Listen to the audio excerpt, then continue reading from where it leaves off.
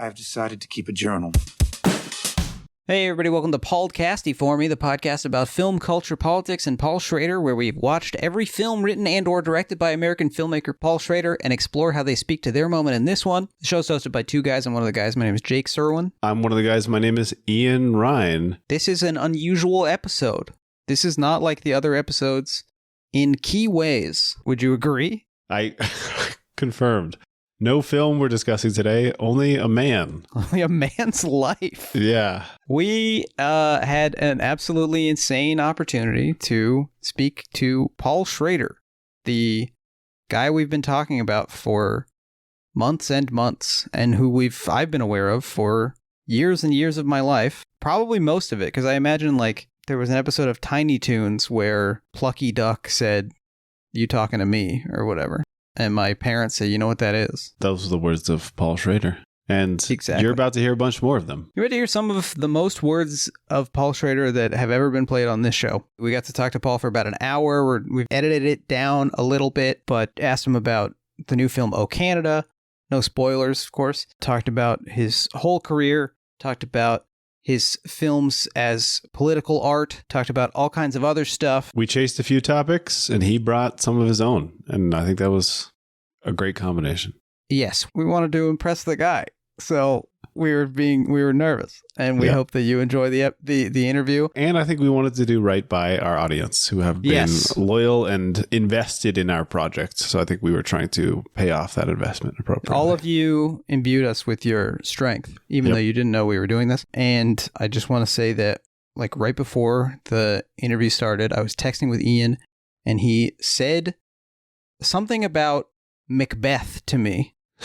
And I'm not a superstitious person, but I immediately became enraged.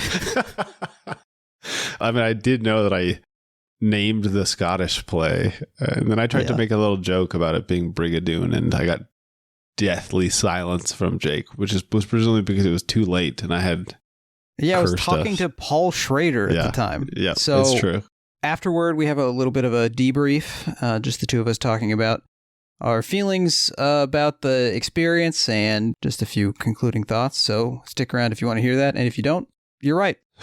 We want to thank the folks at Kino Lorber for setting this up. Yes, this was so lovely. And for providing us with a screener link to Oh Canada, which we got to see early and made me feel like the king of Hollywood. A very important and famous man. Yeah, it was.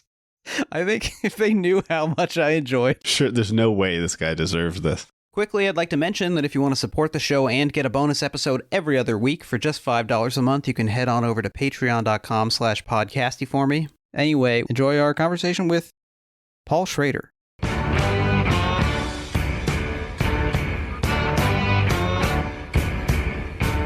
Welcome to Pod Casty For Me. We're extremely lucky today to be joined by perhaps the world's leading expert on the films of Paul Schrader, filmmaker Paul Schrader. Welcome to the show, Paul. Thanks so much for making time for us. Thank you, Paul. Right off the bat, since he was the first subject of our podcast, I'm very curious to know how you feel about Clint Eastwood as a movie star and as a filmmaker. Oh, I can't say I have any strong feelings. Fair. I've done a couple things with Clint. Nice enough, very smart guy. I have not seen his new film. He is a little bit of an oddity. He's a movie star, but not necessarily a great actor. And he makes great movies, but he's not necessarily a great director. Yeah, that was sort of our challenge, I think, on our first season. We were exploring similar things. He's producing great work, and yet a lot of his individual contributions are unusual. So, first of all, congratulations on the film. Paul, we both just saw it. It's terrific. And for us, particularly thrilling to see at the culmination of this project we've been doing, because it feels like it's continuing so many threads we've been following. American Gigolo, of course, given the casting of Richard Gere, but some of the formal choices, they recall films like Mishima and Patty Hearst, while the questions of regret and double lives bring to mind Light Sleeper, Autofocus, Card Counter, Master Gardener. Do you see this latest film as particularly connected to any of your other works or the works of other filmmakers? Well, it can't be unconnected. That's not possible. So the question is, how or where am I of the connection, or how aware do I want to be of the connections? Obviously, when you repeat certain phrases, certain situations, you know you're doing it. So, you're aware you're doing it. Sometimes you're aware in a good way. You say, oh, that's a nice kind of cross-reference. A nice little Easter egg. It's not problematic, and some people may enjoy it. And sometimes you find yourself repeating because there are only so many dramatic situations and conflicts in the world. And, once you wear out the Bible, you run out of them. You go through Adam and Eve and Cain and Abel, Jacob and Isaac, David and Saul, and pretty much you're covering all of Western narrative.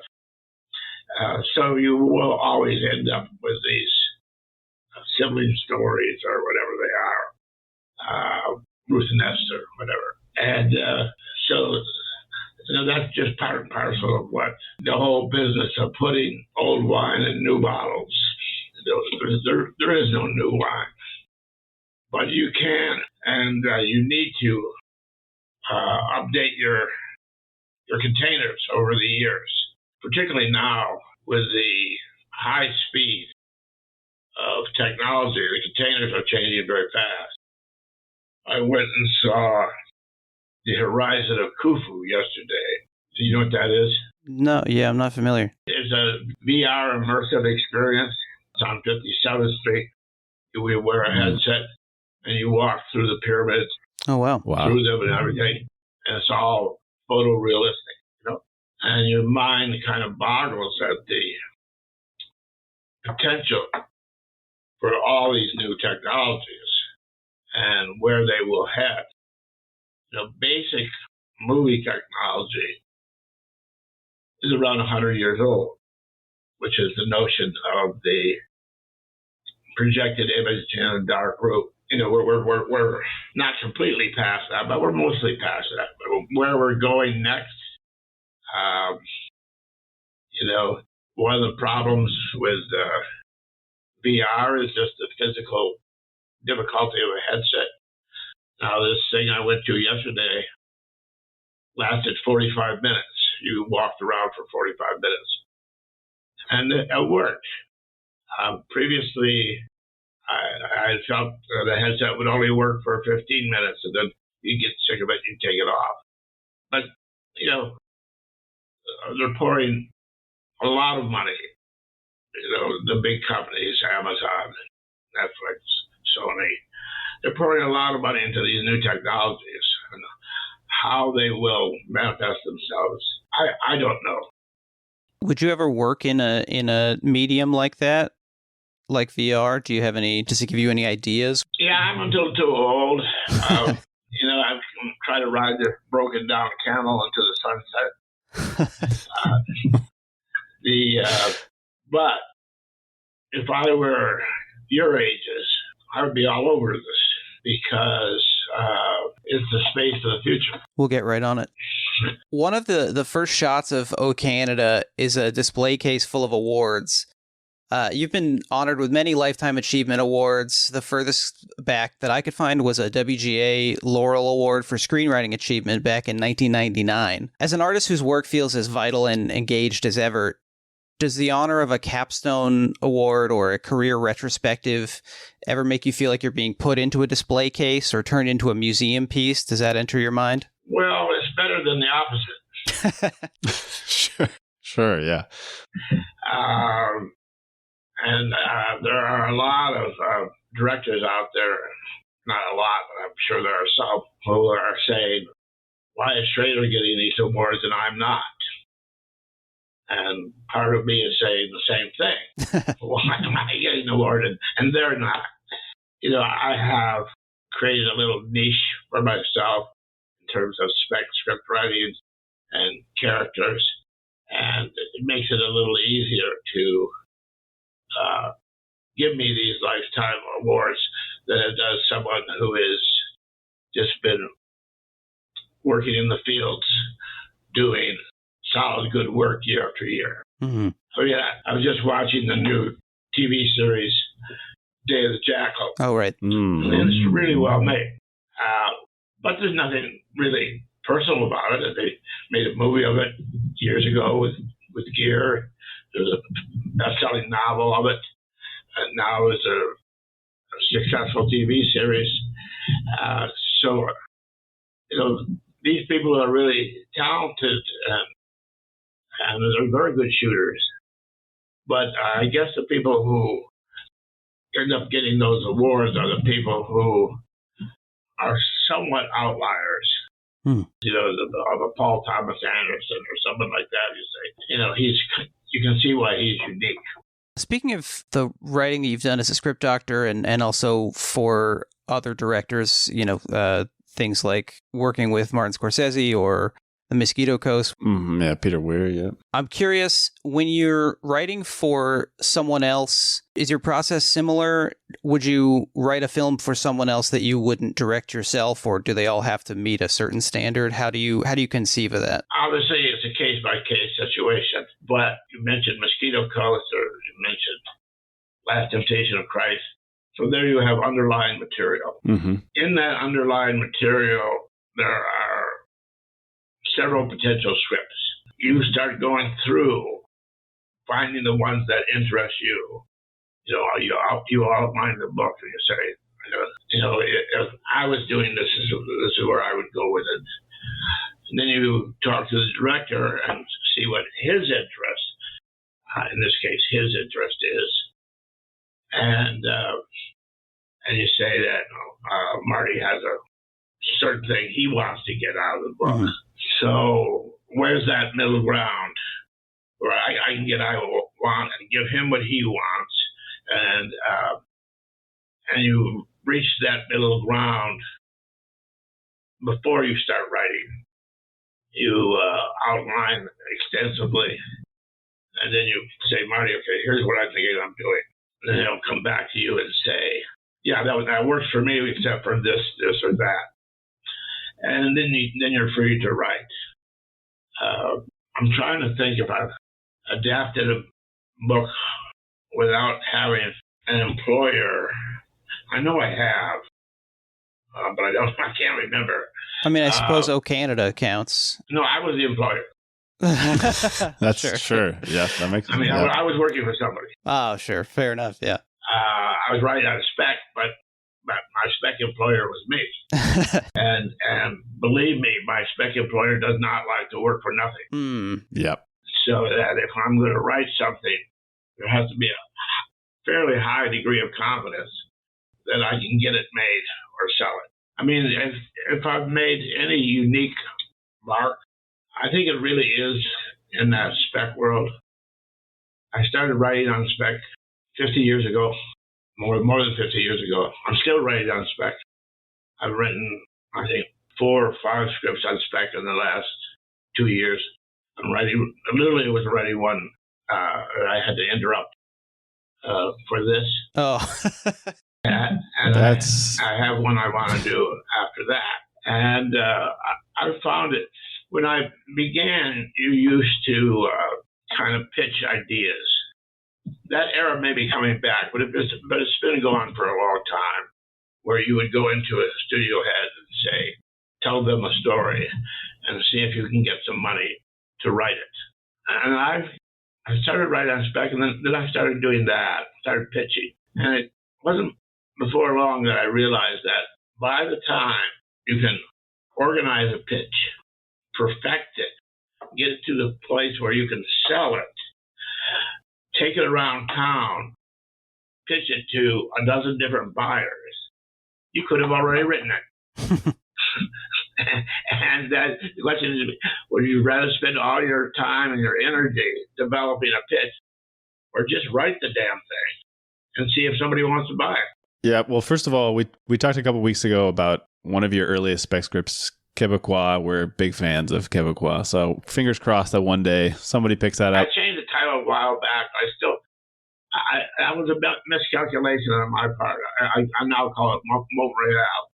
But I thought after The Godfather There would be a market for French-Italian gang war, and that's what it was. The French versus the Italians in Montreal, and I miscalculated because there were so many Godfather copies that I was a day late, $1 short.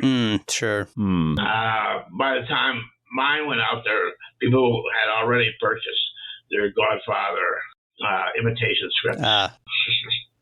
But I still have hopes for it. I mean, there is one of the hottest directors right now is French Canadian. I mean, I don't know if Denis Villeneuve has any interest in a gangster movie, but yeah, I mean, he seems to be an industry unto himself. I don't know whether he would be approachable at that level. Yeah, it might need some more spaceships in it or something. Right. And you did also have the Elizabeth Moss script that you wrote a couple of years ago. I don't know if that's still... Well, what happened there was I wrote a script about female sexual irresponsibility, and I was going to make it. And then my friend Russell got sick. And I was going to go up and see him, and he said, not this year, I have cancer, I'm undergoing chemo. And he had written a book about dying. He called it his Evangelion, when he was healthy.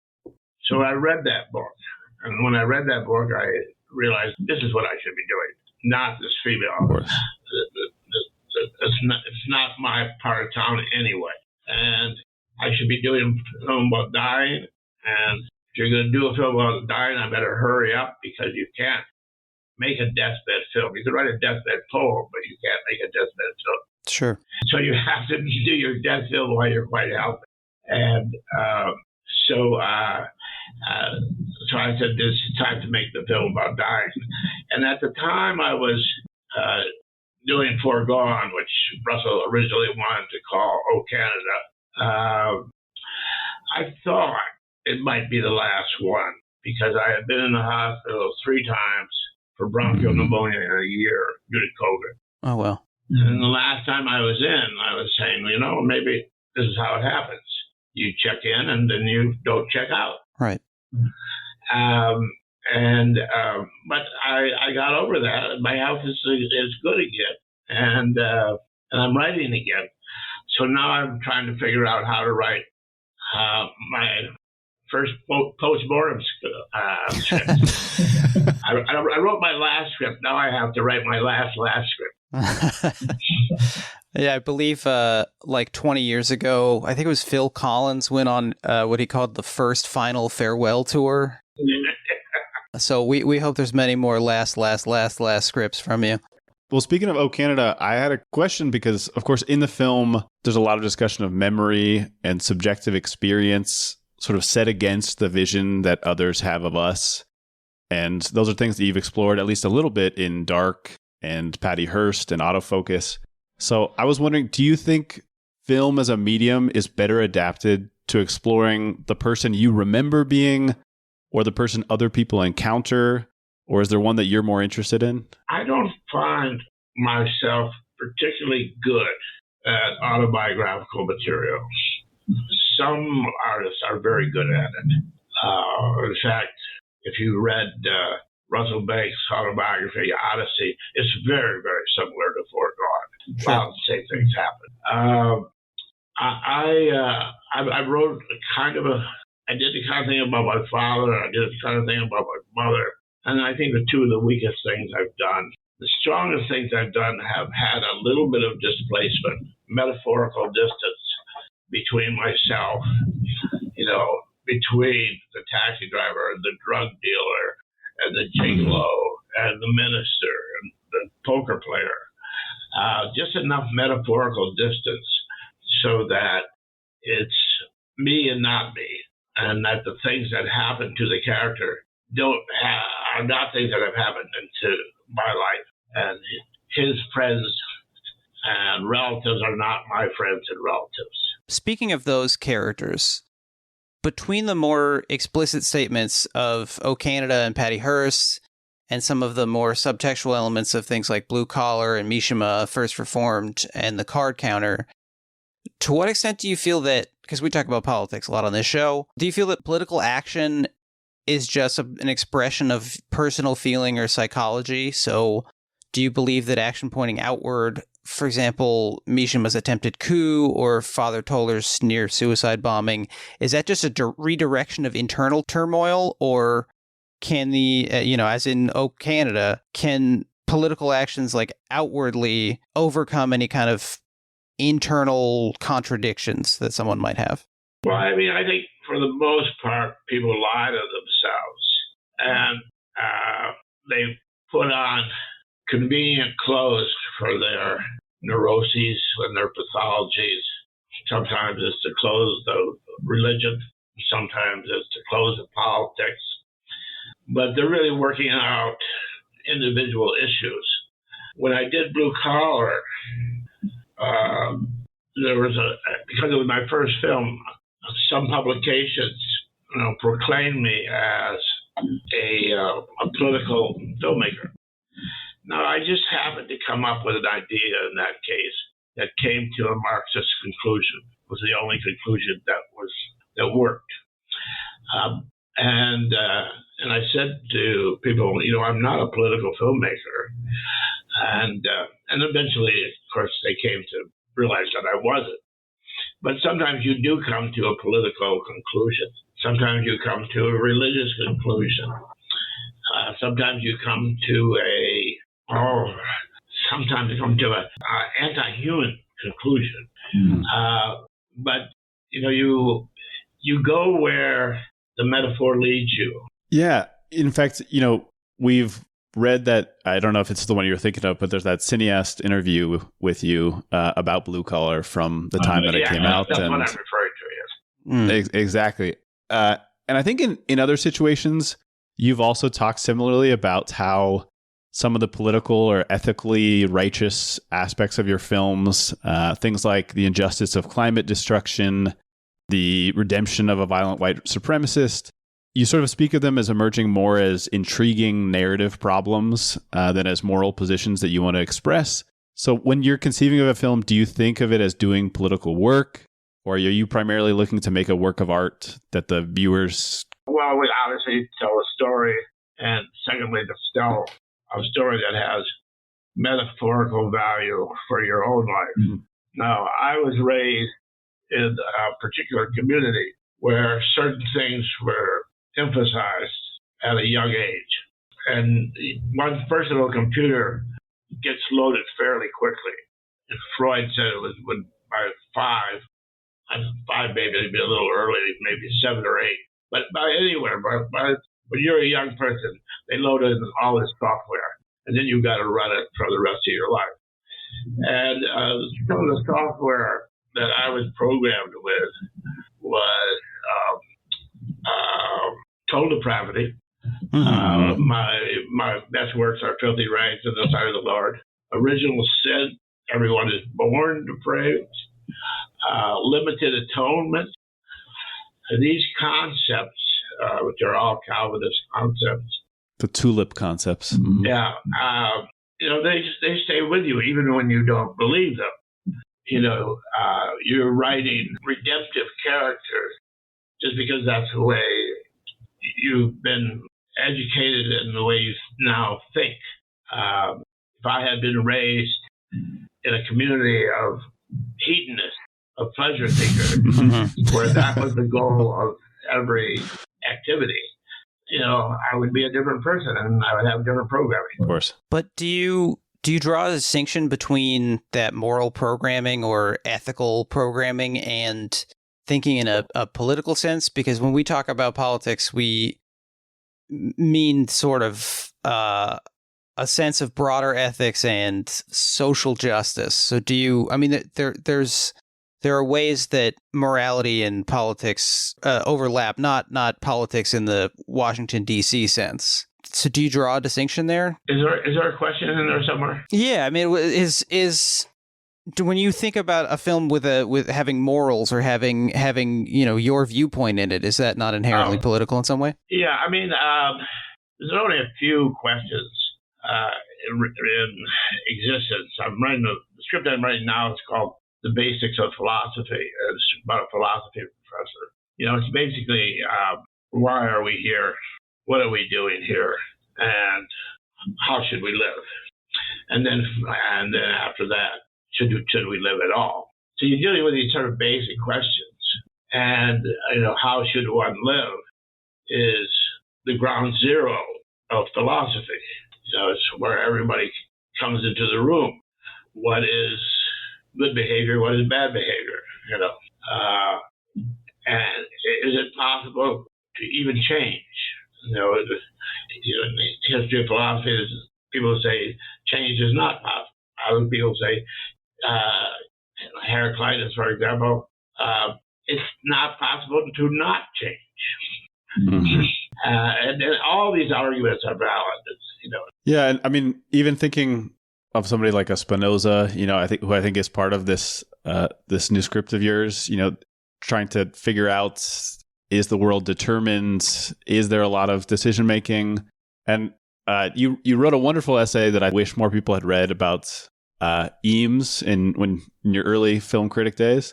And you talk about you quote Eames in saying that sometimes the most useful contributions to a problem are in simplifying the aspects of the problem, sort of breaking it down into pieces and making it ready to solve. So is that something that you feel like your films can do, even if they're not explicitly political? Yeah, I mean, problem solving is really the secret to creation. The more you understand the problem, the better your chances are that you're going to come up with a creative solution. Now, what Charles was talking about way back then, he was talking about something kind of very practical. If you're going to make a chair, you have to get a tape measure and start measuring people's behind. Uh-huh. Mm-hmm. Yeah.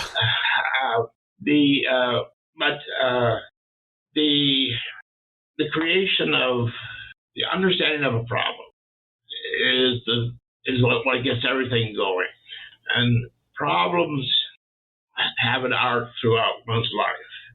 You have childhood resistance, you have young male anger, you have first love, you have first family, you have divorce, you have midlife, all losing my job, all these kind of things that go. And as you move through life, you try to find metaphors for problems you're now facing.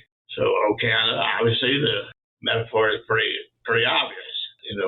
A dying filmmaker. Mm-hmm.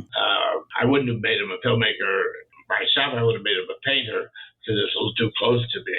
But Russell made him a filmmaker because Russell was a novelist. Right. Yeah. So that I remember I asked Scorsese, what's the most exciting thing that happens on a film set? I said, I'll tell you what I think it is. And he agreed with me. Occasionally you're on the set and you think you know what you're going to do, and it's not working. It's just not working. Mm-hmm. Something wrong, whether it's the production design, the acting, the writing, the makeup, something fundamentally wrong. And at that point, you just clear the room. You just say, everybody, give me a half hour. And you sit there. And after you've made a number of films, the answer will come to you. This is what Marty was saying. You know that it's going to come to you because you've been here enough times before that if you have enough quiet time and a clear enough view of the problem, you're going to walk out of that room in 20 minutes and you're going to say, we're going to do something completely different in this scene. It's going to be 2 cameras, it's going to be handheld, it's going to be long lenses. Boom. Everything you were doing before that was the opposite.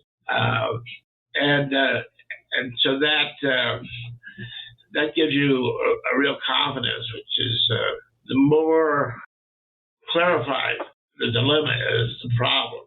And life doesn't offer us real problems. It really only offers dilemmas. The clearer the metaphorical resolution of that dilemma can occur for one particular story. It has to, obviously, it's a process that has to keep repeating itself. You talk about these moments where you don't know what you're going to do on a set. And we have, over the course of watching all of your films, we've been tracking the various collaborators who have worked with you over certain periods. People like your brother Leonard, like Ferdinando Scarfiotti. The last few films have been edited by Benjamin Rodriguez Jr., for example. Do you conceive of your work as certain periods where you've worked with a particular person? Is it all the Paul Schrader arc and other people have come into it? You begin as a student, and then you end up as a mentor. So I began as a student, Charles Eames, Scarfiotti, whomever, Berlucci, and you learn from them. And then eventually at some point you find yourself in the opposite role where someone is learning from you. And that's a good place to be too. Someone pointed out to me, I forget now which film it was, but there's a scene in Taxi Driver where De Niro is confused and he goes to Peter Boyle and says, I don't know what to do. I've got these bad thoughts around my head. We love this scene when they're standing outside the diner. Yeah. And outside the Belmore, yeah. And and then years later, I wrote a script. Somebody said to me, that's the same scene, only you've switched characters. You're not the kid on the sidewalk anymore. You're the old guy, the kid on the sidewalk. Oh, that's it. First Reform. So you're not the kid on the sidewalk anymore. You're the minister, and the kid on the sidewalk is coming to you and saying, "I've got these ideas in my head." And of course, they're very catchy. These kinds of ideas. But so that when they pointed that out to me, that scene in Taxi Driver was the same as the scene in First Reform, I realized they were right. I mean, I had never thought of it that way, but yeah, they're right. Well, there may be some implicit humility in there because I think Father Toller in his one-on-one scenes doesn't feel super confident maybe about the advice that he's giving. So. Yeah, well, at least he's right. Peter Boyle is completely wrong. Right. Yeah. To follow that a little bit, thinking about both Taxi Driver and First Reformed, you've pushed back on this idea of yourself as setting out to make political films, but no, setting out to make a political film. Okay, I only made one political film. Which was Blue Collar. Okay. I attempted to do a couple others. I wrote a script for City Hall, which was a political film. But then it got rewritten and became less of a political film. Rewritten by someone else. Right. But once the films are made, people react to them however they're going to. And I know for us and many of our peers, First Reformed was a real radicalizing moment about climate change, for example. I know that Taxi Driver's been helpful for people talking about this, the incel, the figure that sort of emerged as a Travis Bickle-like figure. So once people are taking your films and thinking of them in a political way, is that just totally out of your hands? Do you not think of yourself as providing any kind of intellectual fodder? Well, you can't plan to hit the bullseye of the zeitgeist. That's luck. But you can get a pretty good idea what the zeitgeist is, and you can take a couple of good shots at it, and sometimes they land. So I remember saying to Gear on Gigolo, because Richard was very reluctant about all of the clothes and all the foo-foo dust. And I said, Richard, I think that we're right on the cusp of a neo-Edwardianism. I think men have just about had their fill of looking like Saturday Night Fever. I think they want to look like something better. And then after we made the film, Richard said, he said, I didn't believe you when you said that, but you were absolutely right. So sometimes you do hit the zeitgeist. But you can't. Whenever that's hit, and it hits several times a year by various filmmakers, there's a lot of there's calculation in it, but there's also luck. Speaking of Richard Gere, the lead character of O Canada, Leonard Fife, is this renowned leftist documentarian, and Richard Gere is one of the more public progressive celebrities, progressive actors. Was there an element of poking fun at his image, of invoking that image in the casting? No. That was just I decided to adopt Russell's book, and it was a great character. Mm-hmm. It's a fastball down the middle of the plate. Any good actor is going to make connection with this, And so, but you've seen a lot of actors hit this ball out of the park. Anthony Hopkins and Jonathan Pryce or Tommy Lee Jones or whomever. Mm. They can really clock that character. So I'm thinking about how to cast it in a way that has some kind of spin or originality or buzz, so that people, when they hear the idea, are kind of caught by it, particularly if they have money to invest. And that's what I started thinking about. And I said, Gere, I thought about Richard. I hadn't thought about Richard in a long time because he had made some super hits and he was out of my financial arena. Sure. But I thought, Gere's never played old. I think it would be very smart for him to play old. And I bet you he would do it. And I bet you would do it for nothing because he's smart enough to realize that that's a good move for him. And when you approach an actor, you never approach them by saying, I'm going to do me a favor. You always approach them by saying, I'm going to do you a favor. So I approached Richard and said, I think I have got something for you that's right for you and that you're going to want to do. And he read it and he said, yes, absolutely. Made his mind up almost immediately, which he rarely does because he procrastinates. So that's why I cast Richard, just because it would be interesting to see him in that scenario, not because he's the only one of 24 actors who could do it. There are 24 actors who can play that role. Sure. Yeah. I mean, Richard Gere is incredible in the film, and I have sort of a industry question. He's been making the rounds on talk shows in a sort of dual promotion run with O Canada and this Showtime spy show that he's on. Is that the sort of thing that you plan for in terms of when things are being released? No. I mean, in fact, I was unaware of it. I sent Richard an email. I said, I watched several of your TV things, Morning Joe and whatever. Mm-hmm. And just want to thank you for, going out there, because publicity is a grind. And nobody really likes to do it at his age anymore. And he said, well, he wrote back, he said, actually, I got trapped into doing it because I had two things. So O Canada was the beneficiary of the other one. Just a happy accident. Bit of a swerve question here, but earlier this year, you discussed an upcoming project. I think it's the one called Non Compos Mentis. Yes. And you called it the first film you've written about sexual obsession. And this gave us a bit of a chuckle. I did it. I was wrong. Okay. So this is our question, is because we've been tracking. We think you've written some of the great films about sexual obsession, but we've been wondering if you draw a distinction between the various kinds of obsession in your films, romantic obsession. Between non-compos, which I hope to do in the spring, is that it's a genre noir. Okay. About sexual obsession.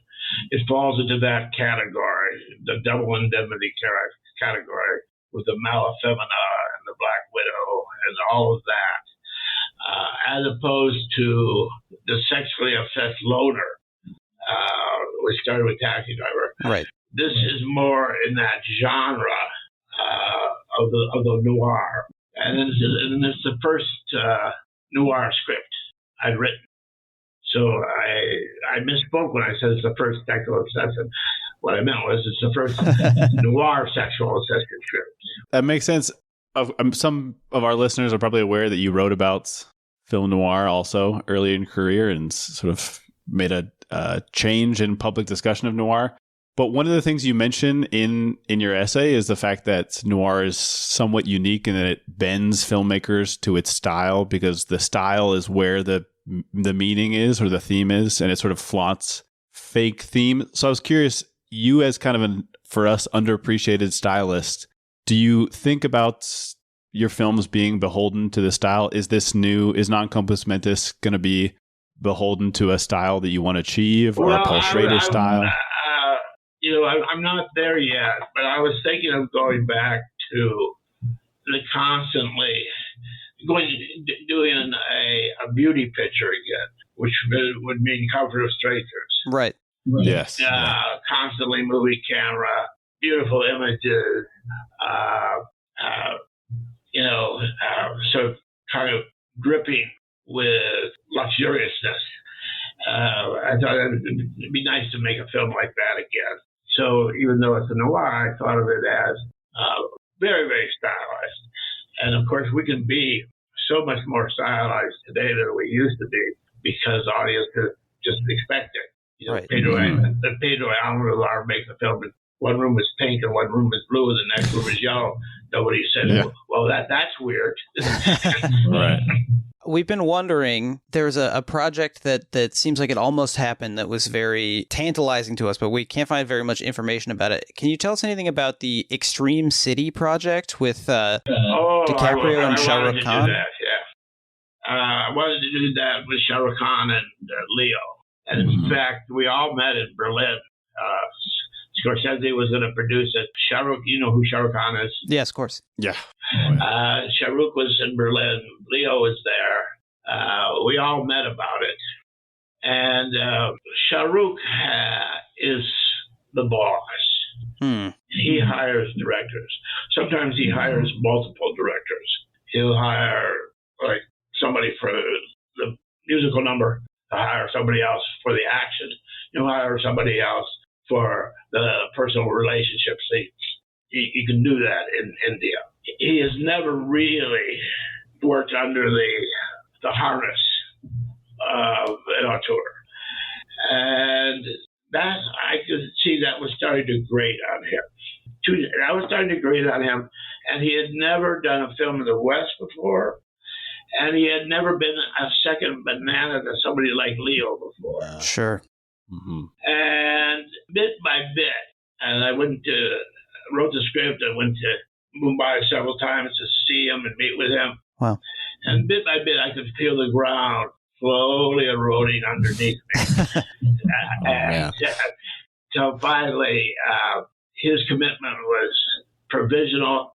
And then once his commitment went from firm to provisional, Leo's went from firm to provisional. Of course. Now you have two provisional commitments, which means you have no commitment at all. Right. Well, thank you for filling in some of those gaps for us. I've always been wondering about why that didn't go. One final question, returning to this idea of sort of your films participating in the zeitgeist and you thinking about present issues or pressing issues. So obviously, O Canada was produced by an Israeli production company, Sipur, and then you had Richard Gere on sets, somebody who's very outspoken about his support of the Palestinian people. I think you guys were maybe even in production on October 7th. There was some Israeli money in O Canada, but it was not definitive money. I mean, I did make a film with definitive Israeli money. I made Adam Resurrected. Sure. But Bleiberg, and that was all Israeli money. We shot in Israel, we shot in Romania. Right. That was an Israeli kind of film. This just had one of the backers was Israeli. Gotcha. Okay. But do you, as a filmmaker, thinking about these zeitgeist issues and making a film about a leftist political filmmaker or like a pseudo-leftist political filmmaker, maybe a self-interested one, do you feel that you have to take a side on something like well-documented and much discussed civilian killing on a mass scale, big issues like this? Yeah, you have to take the side, and you have to take the other side too. Now, that doesn't mean you're morally irresponsible, because in the end, you're going to have to choose which side you're on. But if you're not aware of the two sides, you're never really going to understand the problem or the dilemma. Yeah, otherwise it just exists in your mind as a sort of one-sided fantasy, you're saying. I think we're coming to the end here. Paul, it was truly a privilege to talk to you today. Thank you so much for your time this is incredible and for your films. Well, I'm flattered. Thank you. And the film is in limited release in the U.S. and Canada beginning December 13th. December 6th here in New York. Okay, 6th in New York. And then I think the following week, 13th, in places like L.A., Toronto, wherever. Where are you? I'm in L.A. Ian is in Mexico. I'm in Oaxaca, Mexico, so I don't think it's going to make it here, But I think anyone listening to this is going to see the film, but bring 5 people with you. And Paul, do you have any final notes you'd like to leave with our listeners today? Well, maybe just this one. Russell was a good friend and a great guy. And he had a lot of friends and people liked him. He was a great companion and smart and creative. And so it gave me a sense of personal satisfaction to be able to make this film for him. You know, he was alive when I was writing it. We communicated about it, went back and forth about it. He was very happy that I was doing it. He died 2 weeks before I finished the script. Oh, wow. So that I feel sort of fortunate in a way to be given a circumstance where you could actually pay tribute to someone you respect and who's a friend and do it in a timely and appropriate manner. Yeah, that's very special. Yeah, it's a wonderful tribute. And again, thanks for the time and for the movies. All right. Ciao, ragazzi. Ciao.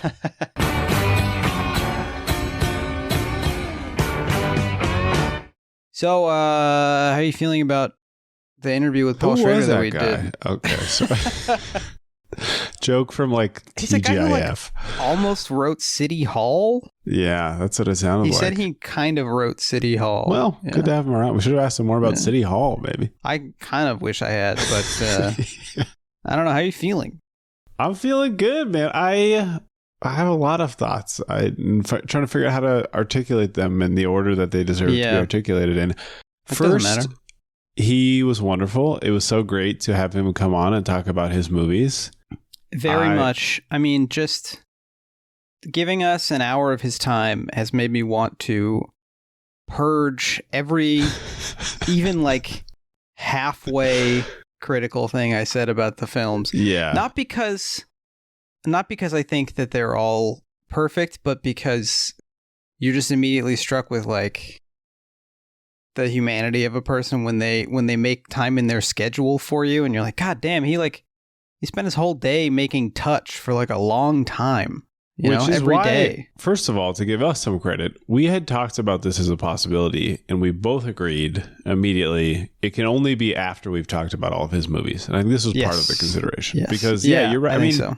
He mentioned the fact that he was writing a screenplay before we bothered him to get on the call. So, like, this was like the thing that he was working on, and he's doing his best generally. So you're right. I mean, I do.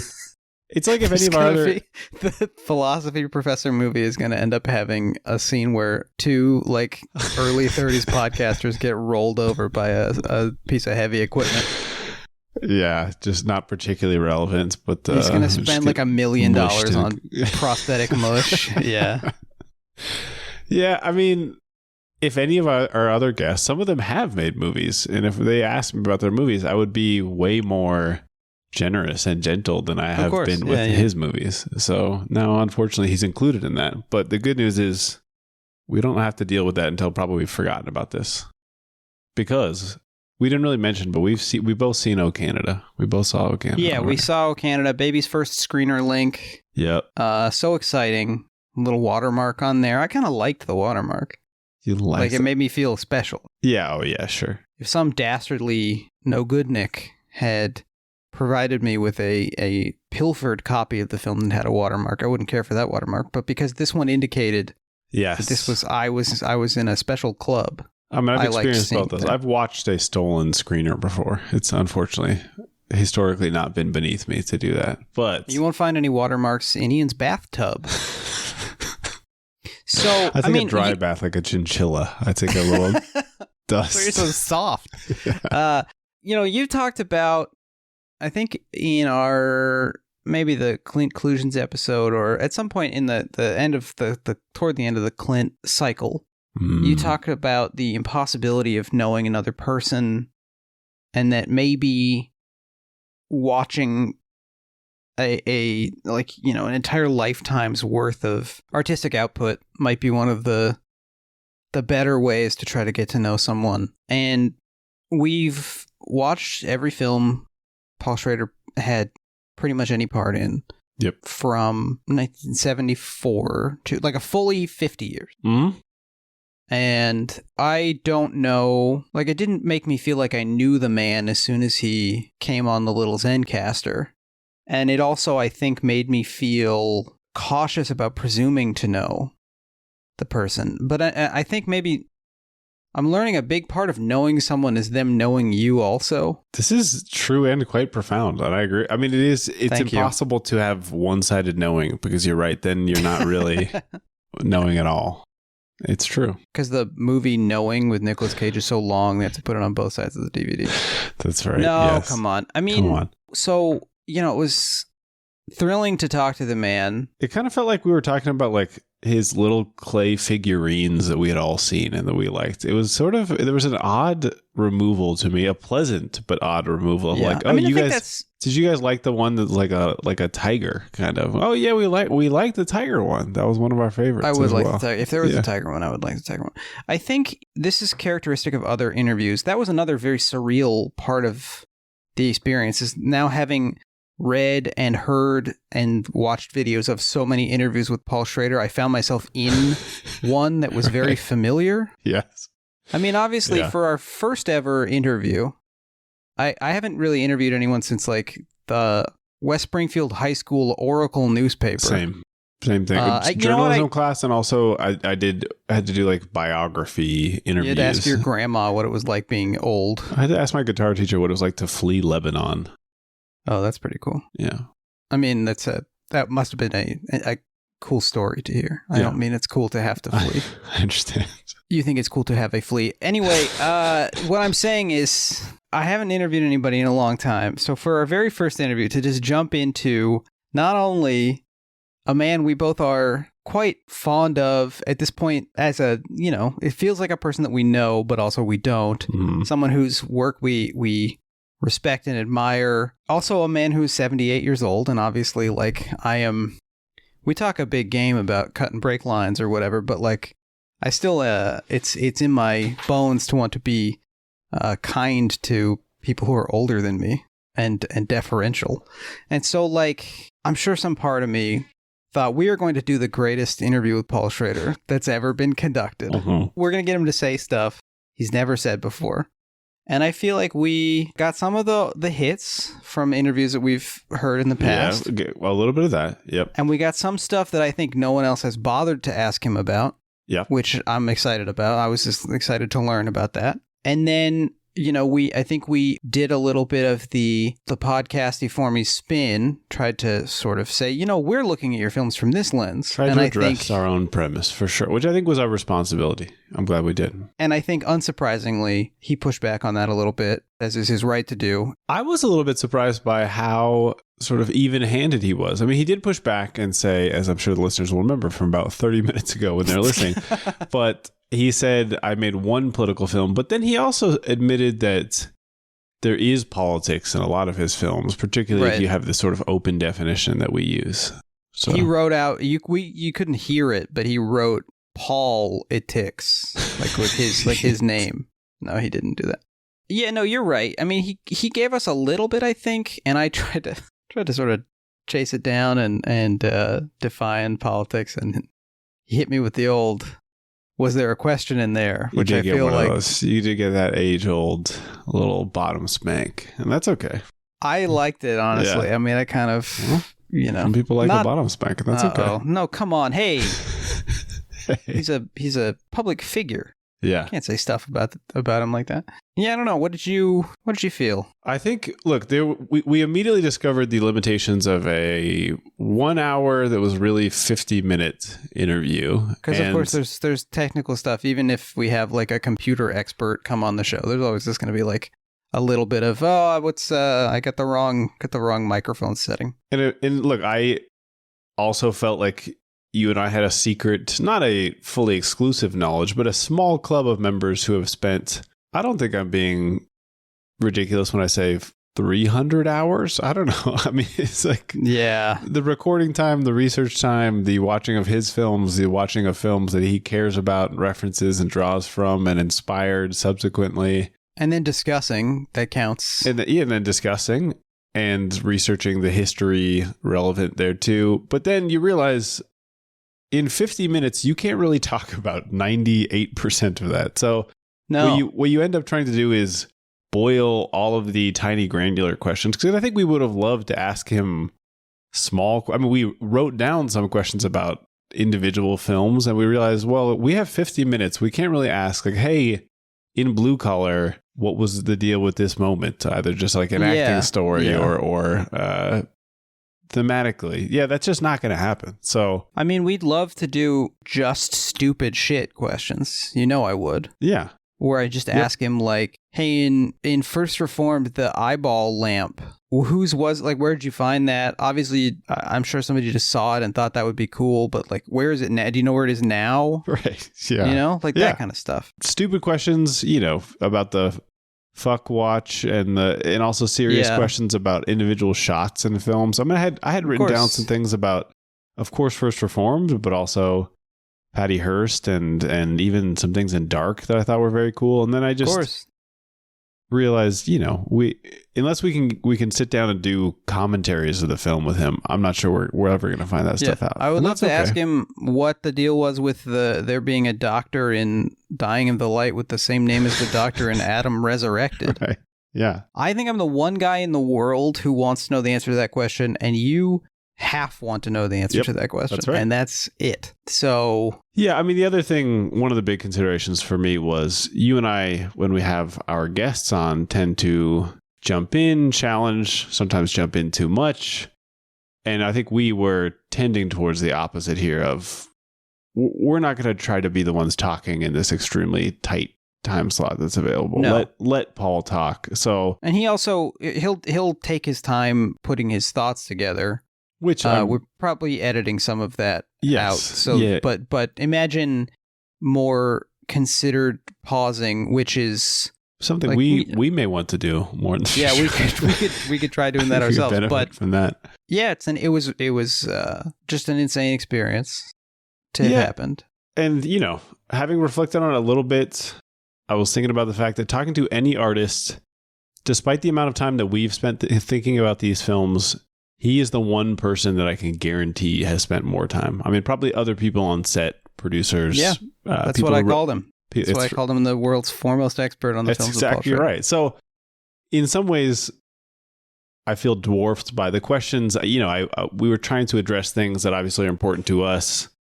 They may feel slight to him because he is thinking about his films as somebody who already put this thought into it. And if anybody has any experience being not a master, but like adept at something, you're just always going to pay attention to different stuff once you've spent a lot of time on something, and the more basic stuff just stops being interesting to you.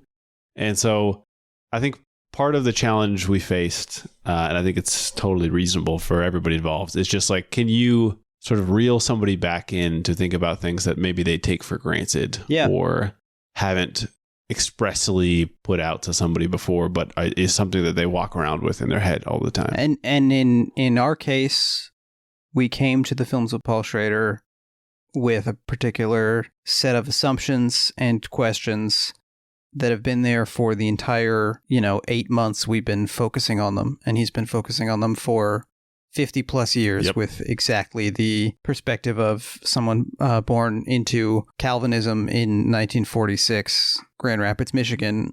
And like, he's certainly expanded his intellectual palette, like, unbelievably from there. Oh, yeah. But, probably not going to get Paul Schrader to become a Marxist on our show. Sure, yeah. Not with the first interview, anyway. No. So I think now that we've kind of gotten our feet wet in terms of interviewing, I have a next target. This is genuine news to me. I'm not playing a part. No, Okay. not at What all. is He it? doesn't know about this. Scotty Crane. Okay. Scotty Crane. All right. Now, this is very crazy. It's a Bob Crane's son who was selling his father's explicit home videos on the internet. Yes. Now, I wonder if I would be able to maintain some more grit and be able to press him on some choices that he's made in his life a little bit more. We would also ask him about Extreme City. Can't tell if you are 90% joking or 100% joking. Brother, that makes two of us. Right. Because look, I mean, if he wants to talk, I'll talk to Scotty Crane for an hour. I got questions for him. I don't know if he's that busy. We'll find Yeah. out, I guess. I'll All make right. sure he's still occupying the same realm that we are. I'm not sure. Yeah. Yeah, totally crazy, unbelievable opportunity, and we are extremely grateful to the people who helped make it happen. Yeah. You know what? We'll just say it. I reached out to my friend Richard Gere, and he made this happen for us. So kind. Richard, we're still not going to have you on the show, but thanks for offering time and time again. Yeah, I don't like some of the stuff that you've said about Uh-oh. the U.S. government. I don't know. He's like a big Tibet guy. We don't have to get into it. Anyway, Richard, I will see you at those secret parties that we go to and where we met. It's Magic the Gathering. Oh, wow. You guys do those sealed deck tournaments. That's so cool. I saw one of those happen down at the marina. So thank you, everyone, for listening. What were they playing on the... What were the seals playing on the were deck? on I the deck. understand.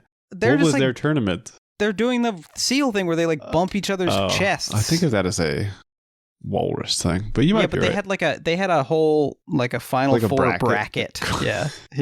Very cool. I can't believe he came on the show. Please, Paul, don't listen to this. Do not listen to this. I'm gonna insert the clip of Herzog from Grizzly Man. Yeah, that's right. All right. Well, thanks for listening, folks. We will be back with our official episode on O Canada Yes. ASAP. Yeah.